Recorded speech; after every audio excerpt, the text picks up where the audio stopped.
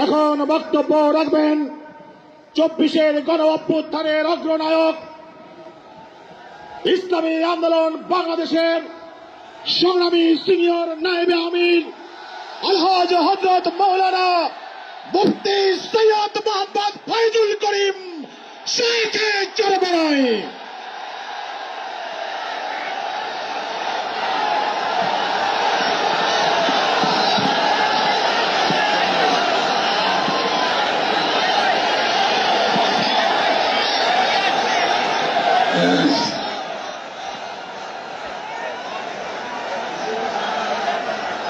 আসসালামু আলাইকুম ওয়া রাহমাতুল্লাহি ওয়া বারাকাতুহু। নাহমাদুহু ওয়া নুসাল্লি আলা রাসূলিল কারীম, আম্মা বাদ। ফাআউযু বিল্লাহি মিনাশ শাইতানির রাজীম। বিসমিল্লাহির রাহমানির রাহিম। ইনিল হুকমু ইল্লা লিল্লাহ। সাদাকাল্লাহুল আলিয়্যুল আযীম।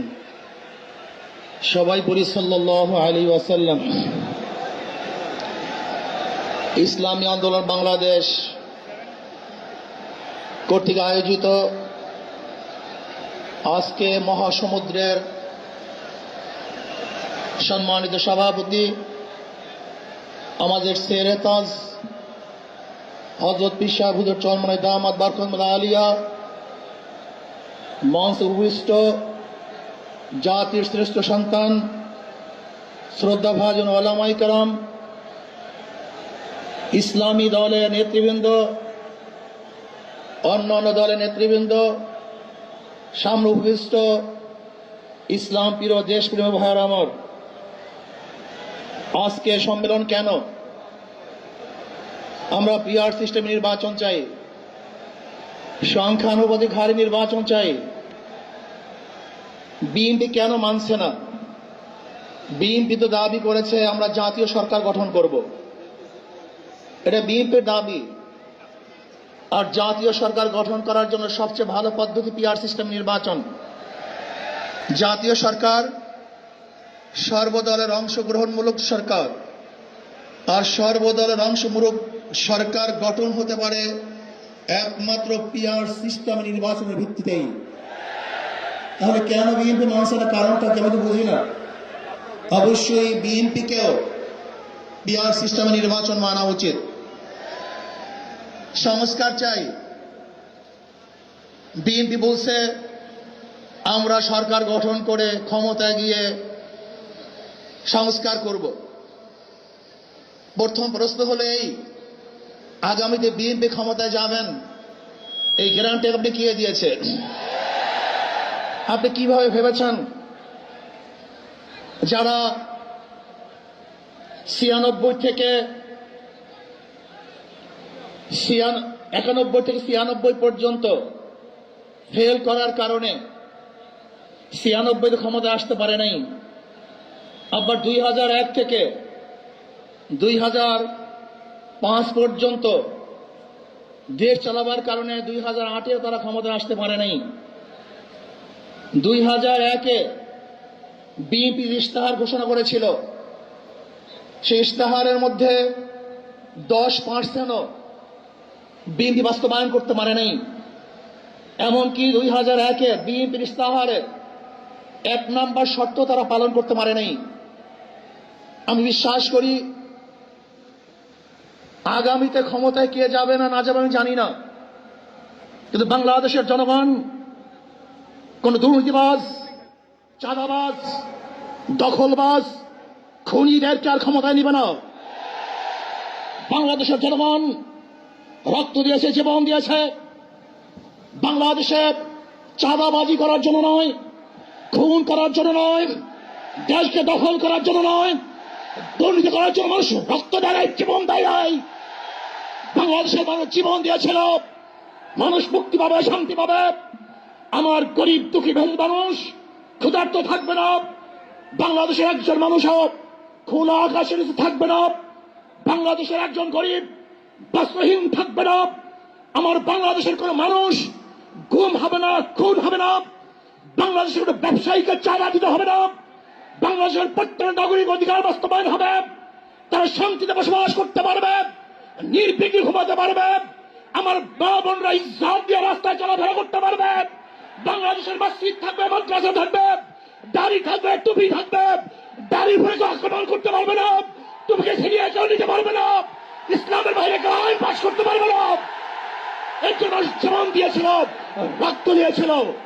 দ্বিতীয়বার দাড়ি টানবে এই দৃশ্য দেখার জন্য মানুষ রক্ত দেয় নাই।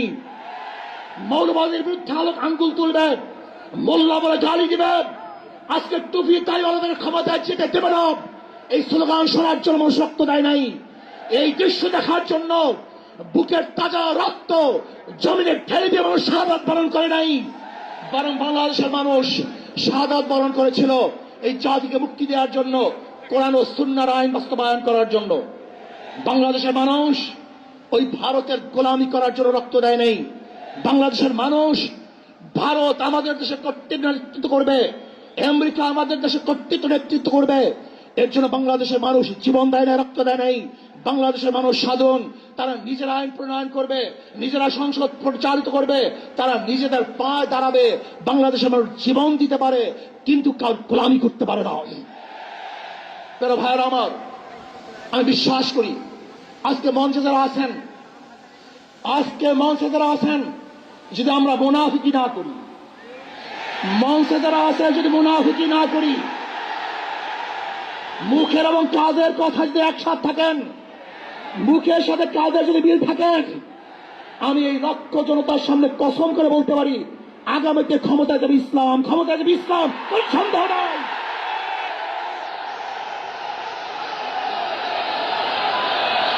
কিন্তু খবরদার যদি মুনাফিকি করি, তাহলে এদেশের মানুষ সচেতন হয়েছে, এদেশের মানুষ সব জ্ঞানী হয়ে গেছে।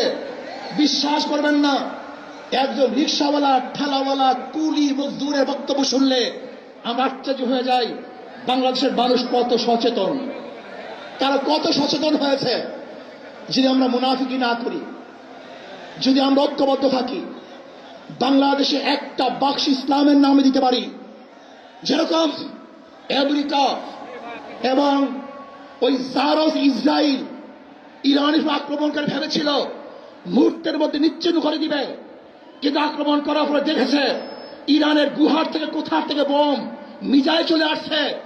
আমেরিকা এবং ইসরায়েল যেরকম অনুভব করতে পারে নাই, বাংলাদেশের বুকে যদি একটা বাক্স দেওয়া হয়, বাংলাদেশের ঘরের থেকে এমন মিসাইল বের হবে, এমন বোমা বের হবে, গোটা বাংলাদেশ থেকে, গোটা দুনিয়া থেকে ইসলামের দুশ্মনকে ধ্বংস করে ফেলবে ইনশাআল্লাহ। ঐক্য হন, মুনাফিকি করবেন না, একসাথ হন, ঐক্যবদ্ধ হন, এইটা আমার মেসেজ থাকবে। যদি ঐক্যবদ্ধ ভাবে ক্ষমতার লোভকে সংবরণ করে আমি ক্ষমতায় যেতে চাই না, ইসলামকে ক্ষমতায় নিতে চাই। আমি ক্ষমতায় যাইতে চাই না, কোরআন ও সুন্নাহকে ক্ষমতায় নিতে চাই।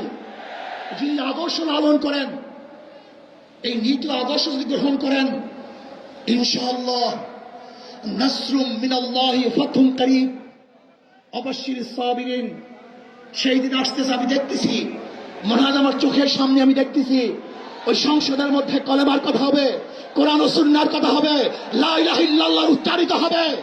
গোটা বাংলাদেশের মানুষ শান্তিতে বসবাস করতে পারবে, জুলুম থাকবে না, অত্যাচার থাকবে না, অবিচার থাকবে না। প্রত্যেকটা মানুষের প্রাপ্তি তাদের ঘরে ঘরে পৌঁছানো হবে। আজকে আমার মা বোনেরা মনে করছে ইসলাম ক্ষমতা আসলে আমাদের অবস্থাটা কি হবে। ইসলাম ক্ষমতা আসলে প্রত্যেকটা মা বোনের ন্যায্য অধিকারকে প্রতিষ্ঠিত করা হবে। ইসলাম ক্ষমতা আসলে আগামী 5-10 বছরের মধ্যে সমস্ত গরিবরা দরিদ্র সীমার উপরে চলে যাবে।